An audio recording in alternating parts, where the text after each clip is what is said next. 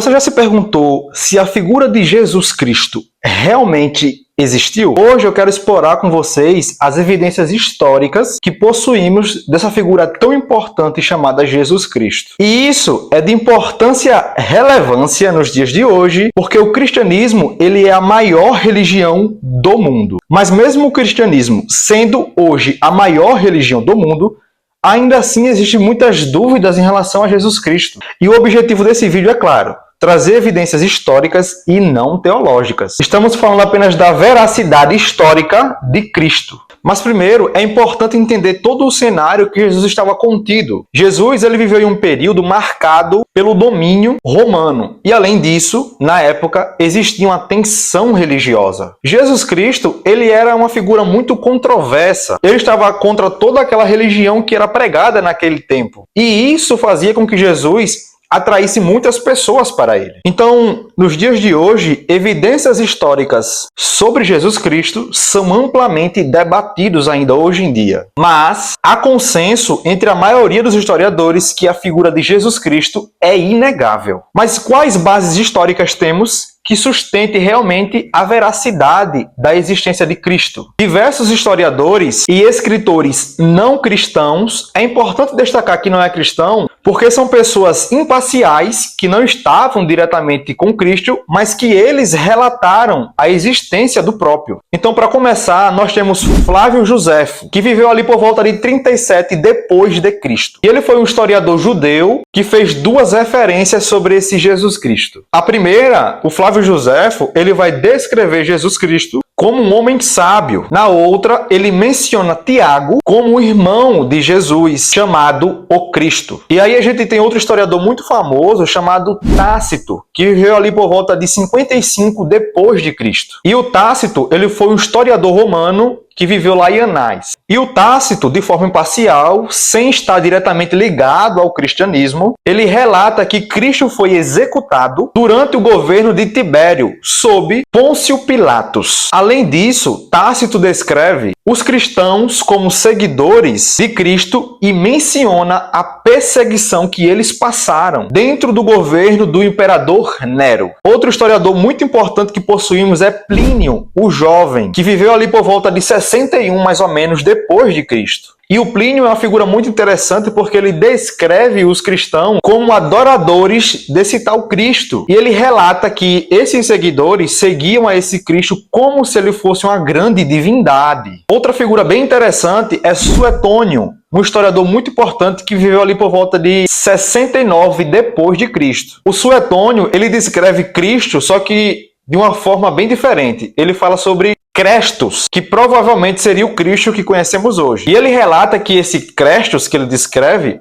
causou ali um distúrbio entre os judeus pela pregação que ele fazia e pelo fato de ser totalmente contra a religião da época. Existe também o Talmud babilônico, que é um texto judaico que menciona Jesus Cristo como um transgressor e faz referência à sua crucificação na véspera da Páscoa. Então veja as fontes não cristãs, ou seja, são historiadores que relataram esse Jesus Cristo e que eles dão base para mostrar que esse Jesus que pregamos e que falamos de fato existiu, e não deixa dúvidas sobre isso. Além disso, alguns pontos que eu também gosto de destacar sobre o Cristo histórico. Primeiro, é o surgimento e a rápida disseminação do cristianismo. Isso seria improvável sem uma figura central. Outro fato é a crucificação de Jesus Cristo, que é mencionada por várias fontes e é amplamente aceita como sendo um evento realmente histórico, devido ao consenso entre historiadores de que os romanos naquela época, de fato, executavam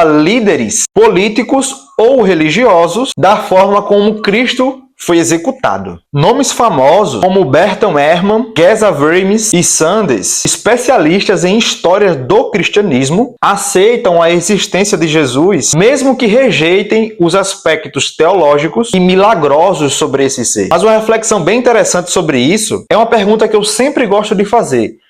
Quem morreria por uma mentira? É um fato que os primeiros seguidores de Cristo, eles sofreram uma grande perseguição. Muitos deles foram mortos à espada de forma muito cruel. O ponto que eu gosto sempre de destacar é quem morreria por uma mentira? Se Cristo realmente estivesse mentindo, falando ser o próprio Deus, se tudo aquilo que Cristo estivesse falando realmente fosse mentira, então por que as pessoas mesmo assim acreditou até o fim?